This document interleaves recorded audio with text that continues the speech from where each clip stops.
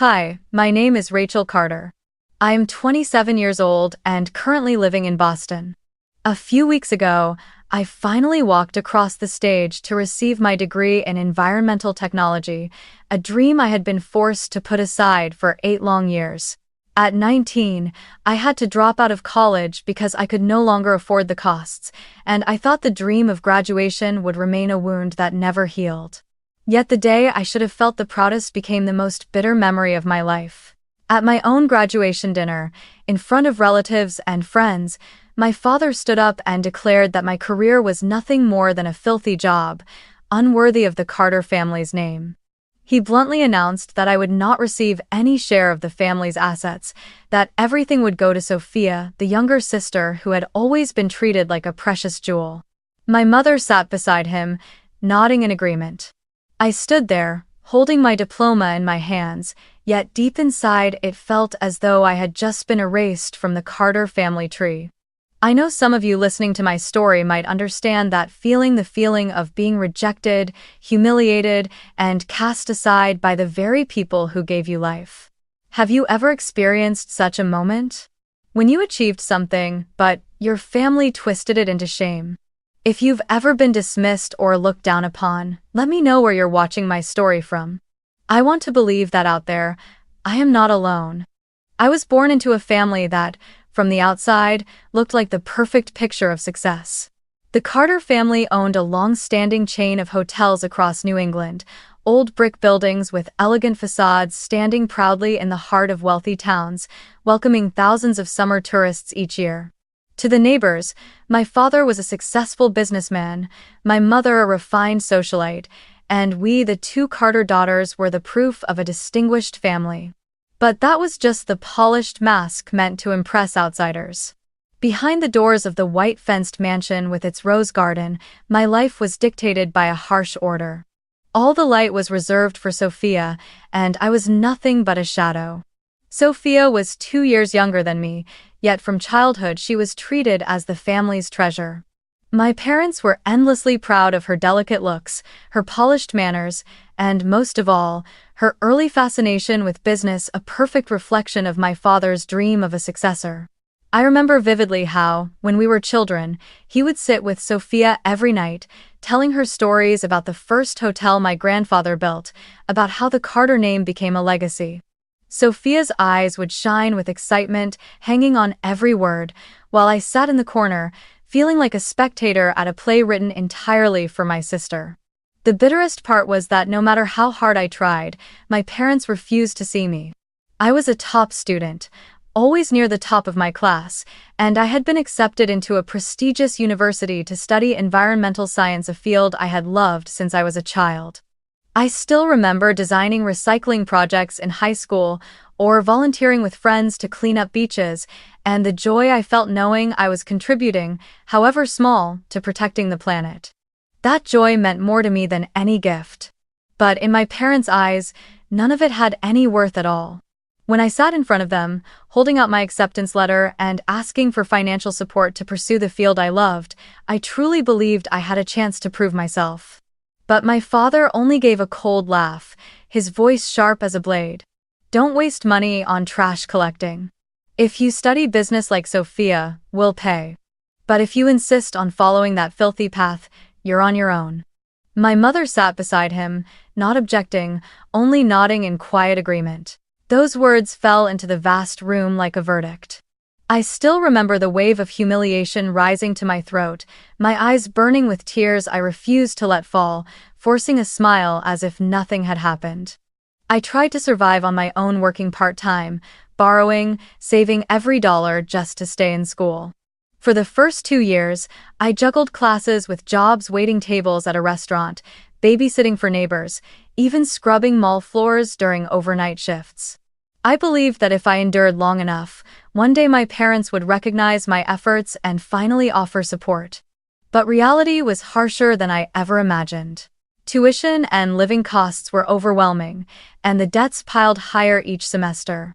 By the end of my second year, I was forced to do the one thing that shattered me: submit my withdrawal form. I left the dorm in silence, carrying nothing but an old suitcase and the crushing sense that every door had slammed shut in my face. Meanwhile, Sophia lived in a different world. My parents spared nothing for her. When she was accepted into an MBA program in New York, they immediately paid her full tuition, rented her a luxury apartment in Manhattan, bought her an expensive car to get around, and sent her a generous monthly allowance. Every weekend, my mother boasted to her friends that Sophia is the pride of the family, while my father could hardly contain his pride when speaking about the future heir of the Carter hotel chain. As for me, my name was rarely spoken. At family gatherings, whenever someone asked what I was doing, my father would dismissively answer, "She's still wandering around, nothing worth mentioning." I must have asked myself 1,000 times. Why me? Why am I not valued the way Sophia is? What did I do wrong to be treated like an outsider in my own family? Through my entire childhood and into my adult years, I never received an answer. I only knew one thing. Inside the Carter house, the place that should have been my safe haven, I never once felt like I truly belonged. Those injustices slowly carved a lasting pain into me, but they also became a silent source of strength. I swore that one day, I would prove them wrong, that my career was not filthy, and that my worth would never be defined by their contempt. But at that time, I was only a 20-year-old girl, forced to pack away her dreams and step into the world with empty hands. And it was in that darkness that I began the first steps of my own journey toward independence. When I dragged my old suitcase out of the dorm in my sophomore year, I knew I would never return to my parents' house in the Boston suburbs. I had already endured enough cold stares, dismissive words, and the feeling of being treated as a burden. I chose to go in a different direction, even though that direction offered nothing certain except a cramped rental room and the little money I earned from manual jobs. I worked as a waitress at a small Italian restaurant near the city square, each shift running from 4 in the afternoon until midnight, my shirt drenched in sweat from rushing between tables. During the day, I took cleaning shifts at a shopping mall, pushing a heavy mop and breathing in chemical fumes that made me nauseous. Every paycheck barely covered rent, cheap meals, and a small payment toward my student debt. Some nights, I sat curled up in that tiny room, the dim yellow light casting uneven shadows on the walls, asking myself if this was all my life was going to be. Yet life often takes its sharpest turns in the smallest moments. One day, while helping with a beach cleanup, a habit I had kept since high school, I came across a group of students testing a plastic recycling project. They used a small press to turn discarded plastic bottles into crude building materials. Curious, I joined in to lend a hand. By chance, a volunteer filmed the process and posted it on YouTube and TikTok with the caption, "The janitor girl helping turn trash plastic into building bricks." The video unexpectedly went viral, reaching hundreds of thousands of views in just a few days. I could hardly believe that the image of a tired girl with chemical stains on her clothes could make so many people pay attention to an environmental story. That moment sparked an idea in me. If one random clip could spread so widely, why couldn't I turn it into something real? I started learning how to film, edit, and create content. I launched a personal channel to talk about environmental issues in a way that felt simple and practical. I shared tips on easy recycling at home, explained why waste separation mattered, and showed how to turn kitchen scraps into fertilizer. At first, only a few dozen people followed, mostly old friends. But gradually, the videos began to spread. I had nothing but sincerity and a genuine love for the environment, and perhaps that was exactly what reached people's hearts. After 2 years of persistence, my channel had gained hundreds of thousands of followers. I was invited to small green entrepreneurship seminars, and local schools began asking me to speak to their students. More importantly, I started to find a community that believed in the values I pursued. Many viewers messaged me to say they had changed their daily habits, started sorting their trash, reduced single-use plastics, or joined cleanup groups. Each message felt like a quiet encouragement, reminding me that the path I had chosen was not meaningless, even if my family still dismissed it as a filthy job. From creating content, I began to dream of something bigger, turning recycling ideas into a real business. At 24, together with a few like-minded friends, I founded GreenPath Solutions, a startup dedicated to researching and producing building materials from recycled waste.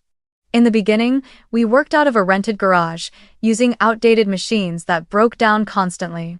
I remember freezing winter nights when the whole team huddled together against the cold, experimenting with formulas while sipping instant coffee to stay awake. Little by little, the first bricks made from recycled plastic were born, sturdy enough to build a small wall. At first, GreenPath was just an unknown name, but with the support of the community, we started raising funds. I launched a crowdfunding campaign online, telling my own story from being rejected by my parents to building value out of waste. To my surprise, thousands of people contributed, not only because of the product but because they saw in us a belief in a sustainable world. The money raised was enough to buy new equipment, rent a small workshop, and hire more workers. A year later, an environmental fund in Boston noticed our project and decided to invest. That was the turning point, transforming GreenPath from a fragile startup into a recognized company in the recycling industry. As the company grew, we secured contracts with several construction firms to supply recycled plastic materials. I began to earn a stable income, rented a comfortable apartment of my own, and for the first time in my life, I no longer had to worry about every single bill. I also made it a priority to hire young people who had faced hardships like I once did, giving them the chance to work in an environment built on respect and creativity. Watching them grow each day, I felt as though I was finally building the kind of family I had never truly had. Then, when GreenPath had finally become stable, an old thought returned. I remembered the unfinished dream, the college degree I was forced to abandon at 20. I realized it was time to close that wound, not to make my parents proud, not to prove anything to Sophia. I needed to finish it for myself, for the young woman who once cried in a tiny rented room, believing her life was already over. So I reapplied to the university and registered to complete the credits I had left behind. Returning to campus, I was no longer the 19-year-old student I once had been. I was older, more grounded, with real-world experience and a career of my own. I sat in lecture halls, listening to professors explain new technologies in the field, and I felt every cell in my body light up. I submitted research papers on recycled materials, using data from my company in my thesis, and received high praise. My classmates saw me as an example, and my professors respected my perseverance. On the day I walked across the stage, I wasn't just Rachel Carter, the 27-year-old who graduated late. I was living proof that a detour can still lead you to the finish line, that no one has the right to decide the value of your life but you. I held the diploma in my hands, my heart racing, and in that moment I whispered to myself, "At last, I did it." That graduation day, I hoped it would be perfect, a milestone to close the chapter of hardship and open a new path forward. I organized a small celebration after the ceremony, renting a cozy restaurant by the Charles River, decorated simply with green and white ribbons, the colors I always associated with the environment and renewal. I wanted to invite the people who had walked beside me, friends, mentors, professors, and even though I felt conflicted deep inside, I still sent invitations to my parents and to Sophia. Part of me wanted to show them that, despite everything, I had risen, that I had completed the very education they once ridiculed. Another part of me, fragile and hidden in my heart, still longed for a small acknowledgement, a nod of recognition from them. Guests filled the room, each one smiling and congratulating me. Old friends from my first college, colleagues from GreenPath, and even the professor who had guided me through research all raised their glasses in my honor. In that moment, I felt I truly had another kind of family, people who believed in me and in my worth. But then, when my parents walked in, the atmosphere shifted instantly. My father, still in his immaculate suit, carried himself with the grand posture of a hotel magnate. My mother, draped in an expensive coat, scanned the room with cold, sharp eyes as though this space belonged to her. And Sophia, my sister, arrived like the star of the evening, in a glamorous dress, her perfect smile gleaming, her self-assurance radiating with the arrogance that had been nurtured all her life. At first, I tried to keep things cordial. I walked up to greet them, smiled, and thanked them for coming. My mother nodded dismissively, my father only gave a curt grunt, and Sophia hugged me with a chill so obvious it felt more like duty than affection. I was used to it. I turned back to my friends, letting them take seats at the central table, the very spot I had wanted to save for myself and my professors. But even as I tried to ignore them, I couldn't have predicted how quickly the cruelty would arrive. While the dinner was underway and everyone was lifting their glasses, my father suddenly stood. He cleared his throat, commanding the attention of the room. I thought he was about to say a few words of congratulations for his daughter's graduation, as any parent would. Instead, each word fell like a cold blade. I want to take this occasion to make it clear to our family and relatives that Rachel will not have any share of the Carter family estate. All of our assets, the hotels, and the reputation we've built over generations will be handed down to Sophia. She is the one truly worthy of carrying on this legacy. The room froze. I sat in shock, my glass trembling in my hand. I could hear my own breathing quicken, as if the world around me was fading away. I tried to tell myself I had misheard, that perhaps he would follow up with words of pride for me. But then my mother rose, her tone sharp and cold as she added, "Rachel, you already have your own career, your own company, a good income. Sophia is the one who needs support. It's only natural. We just want things to be fair."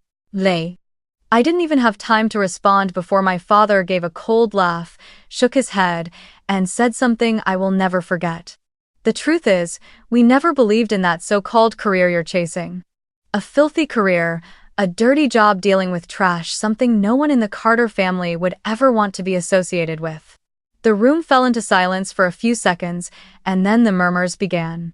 I saw some of my relatives glance at each other, nodding, and then they started clapping.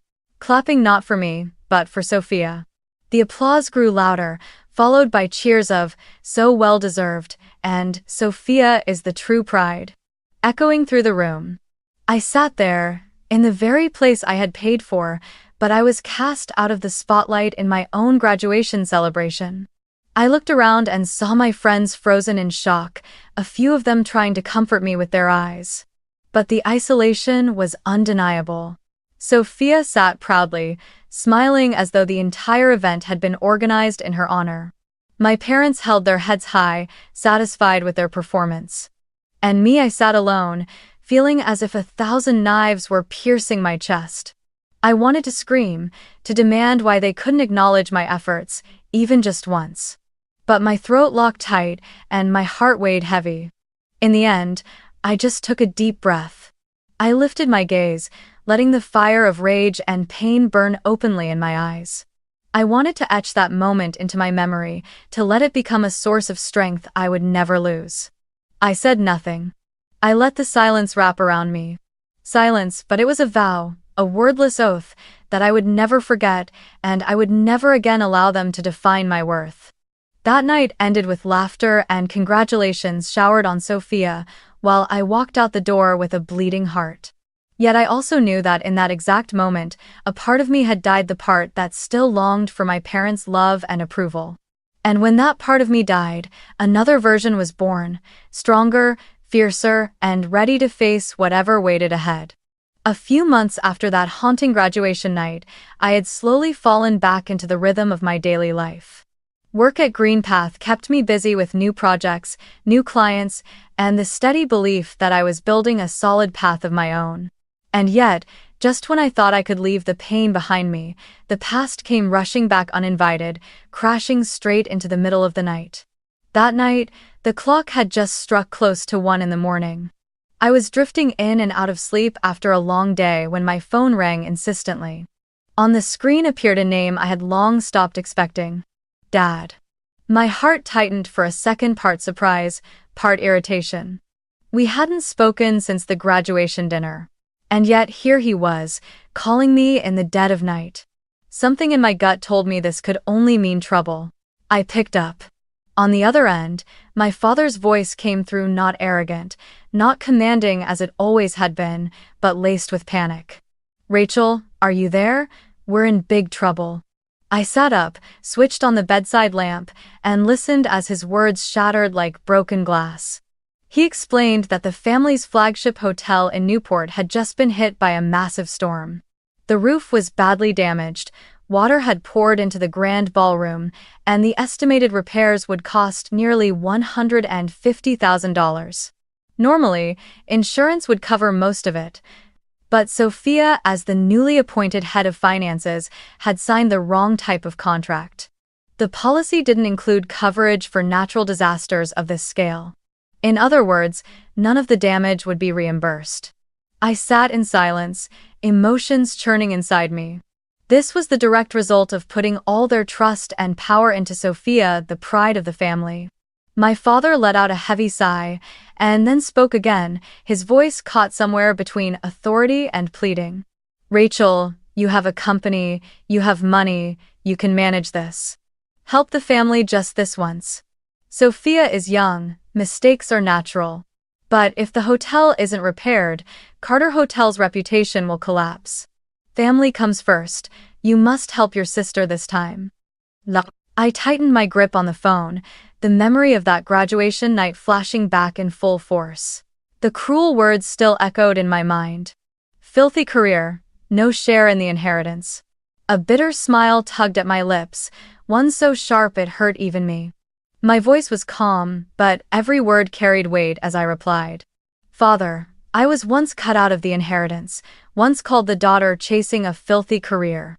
And now you want me to save the very thing you were so proud of, when on that day you stood before our relatives and erased me from the family.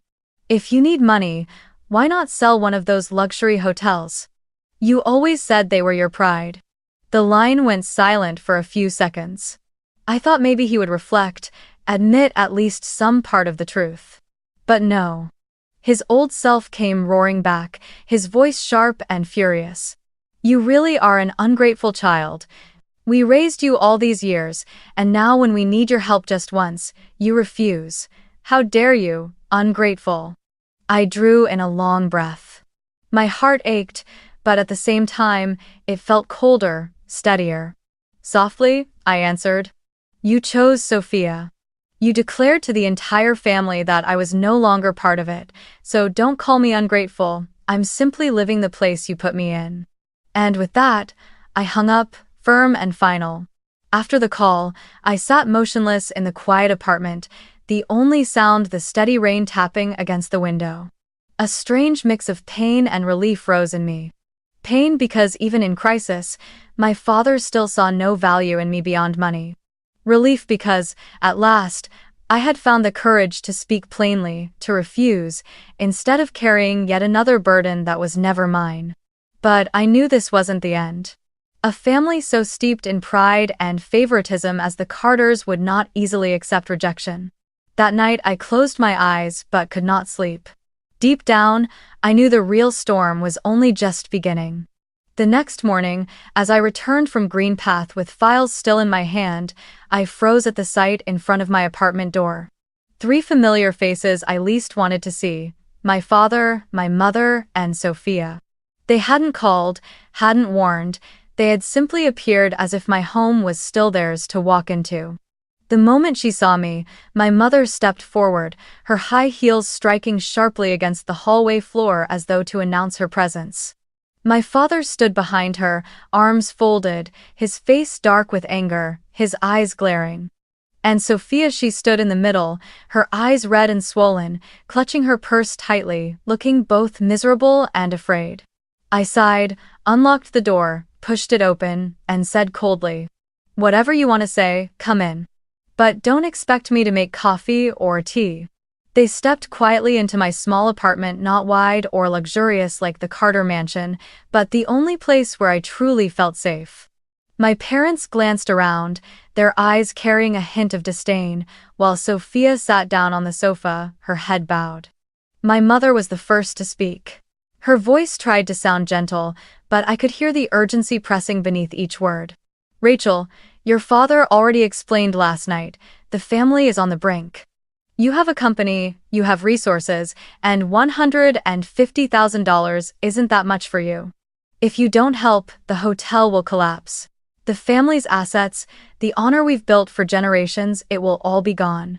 She paused, as if waiting for me to soften. I sat across from her, arms folded, staring directly into her eyes. A bitter wave rose inside me. Years ago, when I begged them for just a little help to continue my studies, even a few $1,000s was called wasteful, throwing money into something meaningless. And now, $150, 000 was spoken of as if it were a feather's weight, simply because it concerned Sophia. My words came slow and sharp, each one like a blade. When I needed support to keep studying, you said no. When I was mocked, called the daughter chasing a filthy career, you stayed silent. And now you dare to stand in my apartment and say $150,000 is nothing to me? I'm sorry, but I am not an open wallet for you to drain whenever you please. At that, Sophia broke down crying. Tears streamed down her face, her shoulders trembling. She lifted her gaze toward me, pleading. Sister, I was wrong. I wasn't careful when I signed the contract. I didn't mean to. I know I dragged the hotel and our parents into this. Please, just save me this once. I promise I'll never make another mistake. She reached out her hand, desperate, as if hoping I would take it. For a fleeting moment, something in me stirred memories of us as children rushing back. But then I remembered the times she smirked in satisfaction at our parents' favoritism, the victorious gleam in her eyes whenever I was pushed aside. I drew in a long breath, fixed my gaze on her, and answered coldly. Sophia, consequences are the price everyone must pay. Each person is responsible for their own choices. I have no obligation to save anyone here, especially after what you and our parents have done. The air in my apartment grew so tense it felt ready to explode. My father slammed his hand on the table, his voice booming like thunder. You are nothing but ungrateful. You're just a failure we picked up and raised. Without this family, you'd be nothing. Don't forget who fed you and raised you. His words came out like venom, his face flushed red, his eyes burning into me with fury. I stayed seated, but inside me, rage erupted like fire. I remembered the nights I scrubbed floors alone, the coins I scraped together to pay tuition, the times I stood outside a store watching Sophia receive a luxury car from them. I remembered every insult, every time I was called filthy. And now, they dared to say I was nothing without them? I rose to my feet, standing face to face with my father, my eyes locked on his. You're wrong. I don't need this family to define my worth. I stood up on my own, built my company with my own hands, and finished the dream you crushed. If there's anyone here who is nothing without the Carter name, it isn't me. The room went still. My mother froze, Sophia sobbed through hiccups, and my father staggered back, too enraged to form another word. I walked to the door, swung it wide open, and motioned firmly. Out. When they didn't move, I said again, my voice sharp and final. I won't say it twice. Get out of my home. Slowly, reluctantly, they rose, carrying with them a humiliation they had likely never tasted before. My father muttered curses under his breath, my mother tugged Sophia's arm, and my sister turned her tear-streaked face toward me, but I felt nothing anymore. As soon as they stepped outside, I slammed the door shut. The echo thundered through the hallway like the final punctuation mark to every tie that remained. I stood there, my back against the door, my heart pounding. Tears welled in my eyes, but they weren't born of regret, they were tears of release. For the first time, I had spoken every truth, claimed my power, and broken free from their control. And with that door closed, I knew I had entered a new chapter, one where I stood only on my own, leaving no space for the Carter family's poison. I thought the story ended when that door slammed shut. But I underestimated Sophia. She had never accepted failure, least of all failure at my hands. The sister she had been taught all her life was beneath her, useless. A few days after that confrontation, the storm truly began. And this time, it wouldn't be confined to four walls, it would spill out under the eyes of millions of strangers. One Monday morning, just as I arrived at the Greenpath office, my assistant came rushing in with her phone clutched tightly in her hand. Rachel, You need to see this right now. On the screen was a Facebook post from Sophia's own account. A long, emotional caption stretched across the page, paired with old family photos. In it, she spun an entirely different story. That our frail, aging parents had been cruelly turned away by me, that when they came to my door I had heartlessly thrown them out into the storm.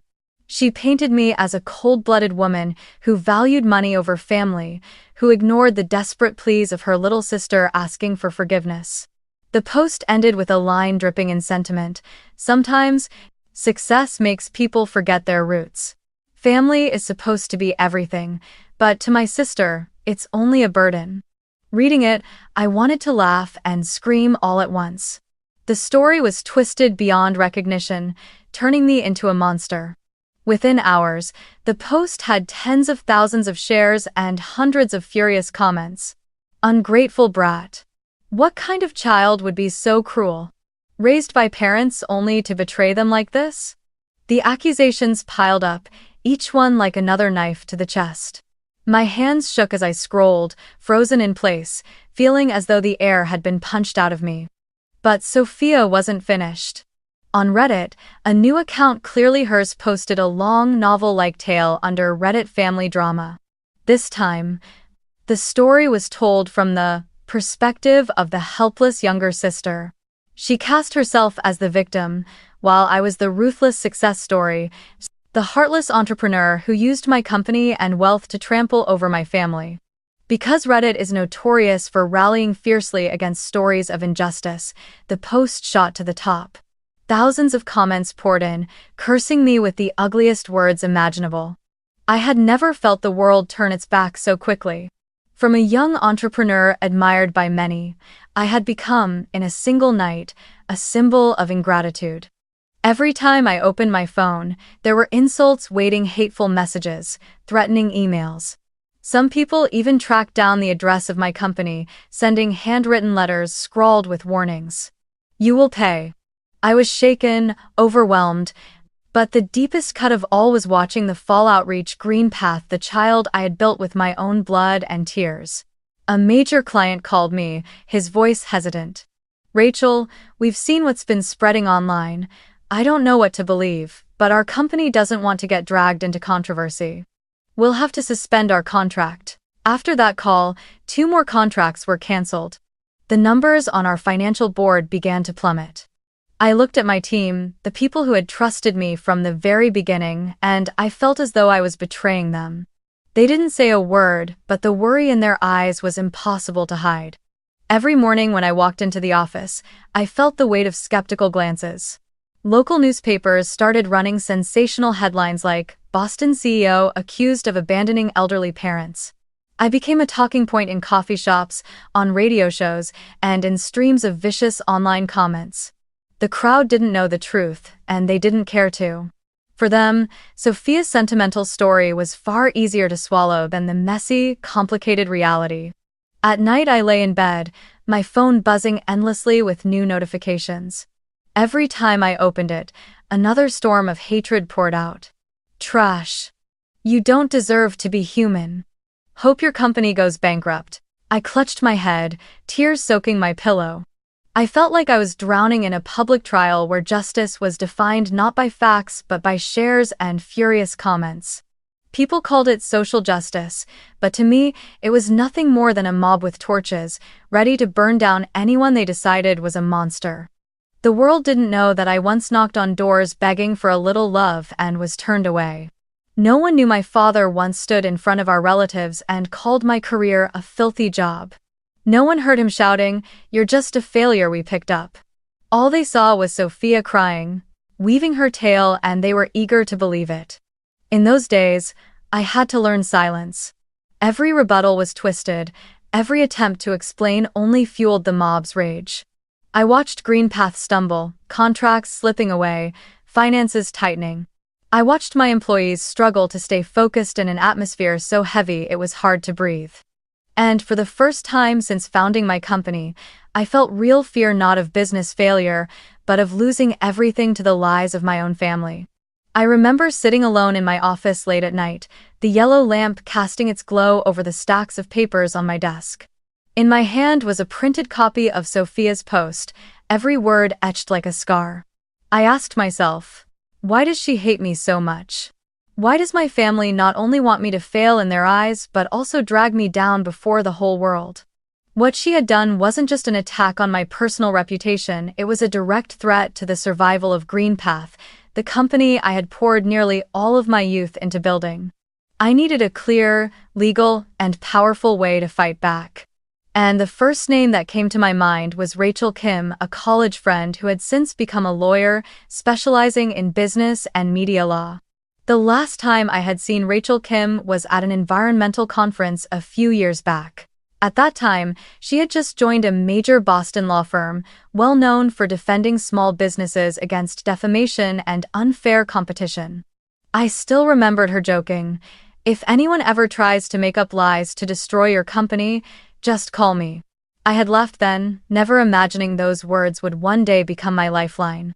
I picked up my phone, my hands trembling with both anger and desperation. The moment I heard her voice on the other end, I almost broke down. I told her everything: the Facebook post, the Reddit story, the canceled contracts, the threats. I even told her how my parents had stood by Sophia's side, silently allowing her to spread her lies. When I finished, there was a pause on the line. Then Rachel Kim's voice came, firm and steady. "This is a textbook defamation case, Rachel, and we're going to fight." The very next day, I was sitting in her office, the polished wooden desk covered in documents. Rachel Kim explained everything carefully. Under Massachusetts law, any false statement that damages a person's reputation and financial stability can be grounds for defamation.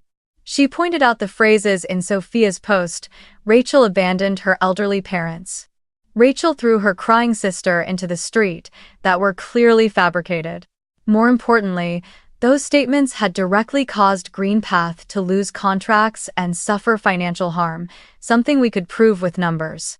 I handed Rachel Kim the emails from clients canceling their contracts, their revenue reports showing the sudden drop right after Sophia's post went viral. I gave her printed screenshots from social media, thousands of hateful comments, and even the threatening letters sent to GreenPath. Looking over the pile of evidence, Rachel Kim nodded firmly. "We have everything we need. Sophia will pay for this." Just a few weeks later, the official lawsuit was filed in Boston court.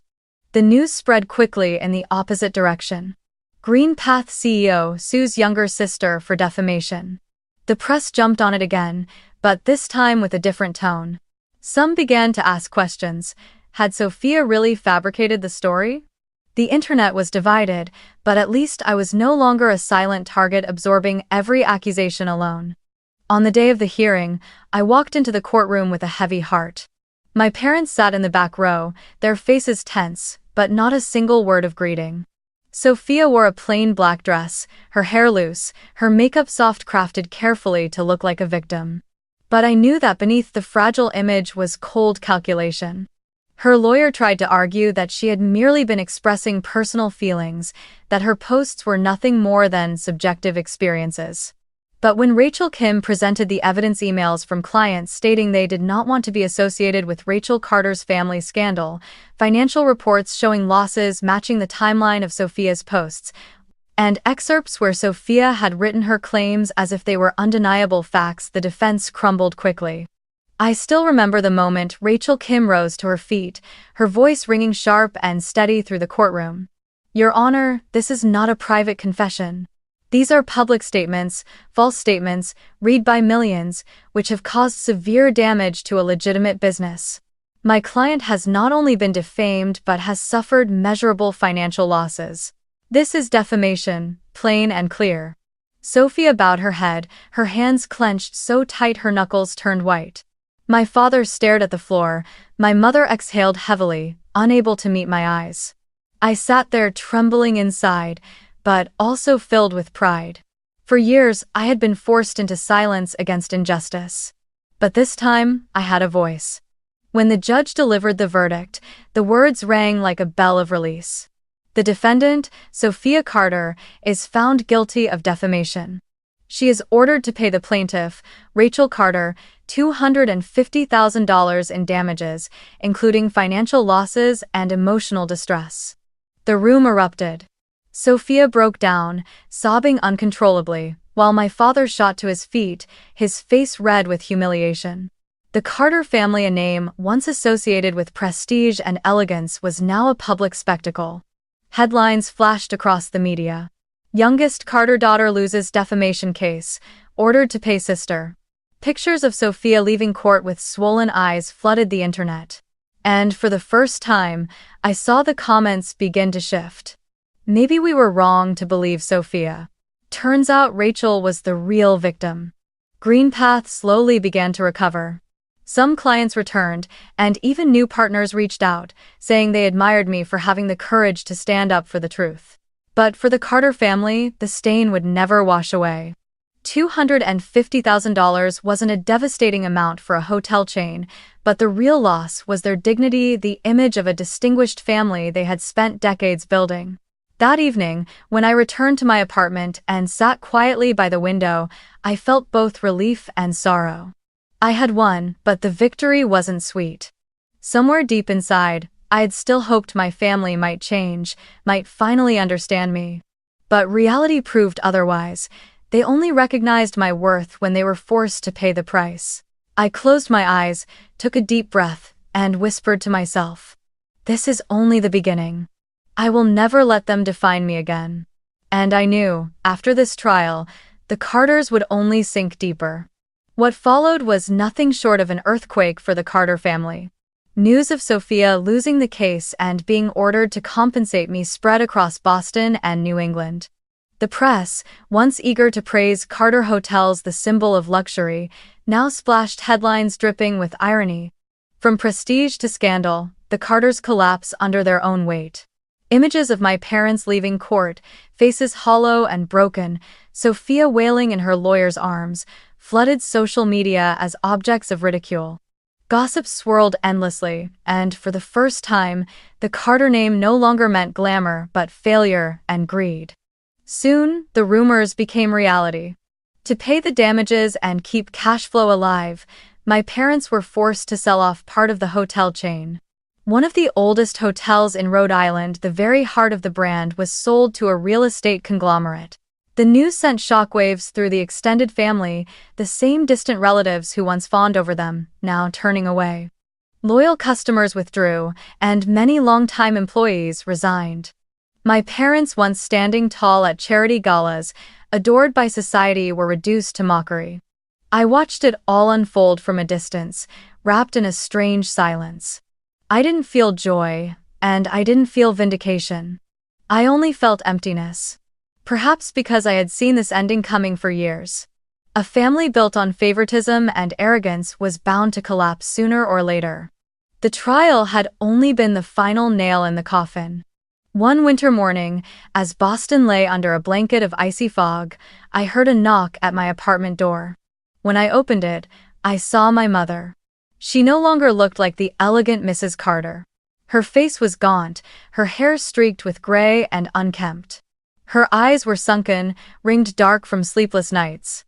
In her hand was a worn, shabby purse, nothing like the designer bags I had grown up seeing her carry. "Rachel." My mother's voice trembled. "Your father, he's in the hospital. His heart gave out after these stressful months. The doctors say he needs an emergency surgery, about $20,000. Can you help? No matter what, he's still your father." I stood there, staring at her as if she were a stranger. In that instant, memories surged back, the times I had begged for a few $1,000s to stay in school and been refused, the mocking words that my career was filthy, the family gatherings where I was isolated in plain sight. I remembered that night my father shouted in my face, "You're nothing but a failure we picked up.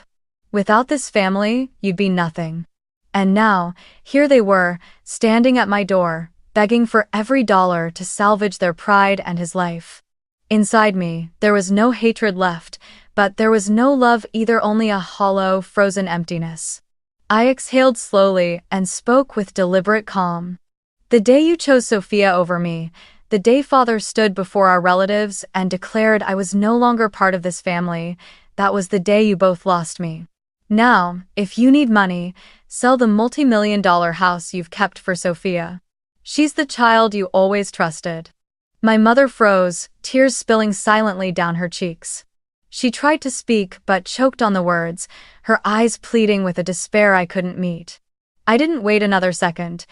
Gently but firmly, I closed the door. The sound of the lock clicked sharp and final, sealing off the last thread of hope. As I turned back into my apartment, my shoulders felt suddenly light. Not because I took joy in refusing to help my father, but because I had finally placed a period at the end of a long, painful chapter. I was no longer the girl who once craved recognition. I had chosen my new family, friends, colleagues, people who valued me for who I truly was. The Carter family, with its false glitter and warped affection, was now nothing but the past. And this time, the door I closed was closed forever. When everything was over, I sat alone in my small Boston apartment, watching the morning light spill through the glass. I thought about all that had passed, a childhood spent in the shadow of contempt, the dream of education I once had to abandon, the nights I scrubbed floors in chemical fumes, the company I built from nothing, and the battles I had fought against my own blood. I had endured enough bitterness to understand one simple truth, one that is never easy to accept. Family is not where you are born, but where you are respected. Blood cannot excuse cruelty. It cannot be the chain that binds you to lifelong submission. I know there are many people like me, those who have been rejected, pushed aside, simply because they did not fit into the mold their parents had created for them. I want to tell you this, being rejected does not mean you are worthless. Your worth does not depend on someone else's gaze, and it certainly does not depend on the approval of a family warped by favoritism. It lives in your own actions, your own effort, and the choices you make every single day. I was once called the daughter chasing a filthy career, yet that very career gave me independence, dignity, and a community that truly values me. I also want to emphasize something it took me nearly all of my youth to learn. Setting boundaries with a toxic family is not selfish, it is survival. Many believe that cutting ties or refusing your parents is a sin. But the real sin is allowing yourself to continue being trampled, exploited, and broken in silence. When I dared to close the door on my parents, it was not an act of hatred, it was an act of protection. Protection from the endless cycle of old wounds repeating themselves. Today, I have built for myself a new family. Not from blood, but from trust and respect. They are my colleagues at Greenpath, who worked with me through freezing winter nights. They are the young employees I hired when no one else would give them a chance. They are the friends who did not turn away when the internet overflowed with lies, but instead stood beside me and affirmed their belief in who I am. They have become my foundation, the place where I have found comfort and love that is genuine. And if you listening to my story have ever been belittled by your family, ever felt lost in the very home that should have sheltered you, remember this. You can leave, and you can rebuild your own worth. Don't let anyone call you useless. Don't let anyone define your life through their favoritism or selfishness. You deserve a place to call family, not because it shares your blood, but because it is where people truly see you and honor you. It took me years to learn this, and I share my story not to complain, but in the hope that you will not have to wander as far as I did to find the truth. If you are hesitating, if you still believe you must endure for the sake of peace, ask yourself, what peace is built on contempt? Sometimes cutting ties is the only path to healing. And when you take that step, you will discover the world is far wider than you ever imagined, and within it, you can begin again, on your own terms. Thank you for listening to my story. I'll see you, my dear friends, in the next one.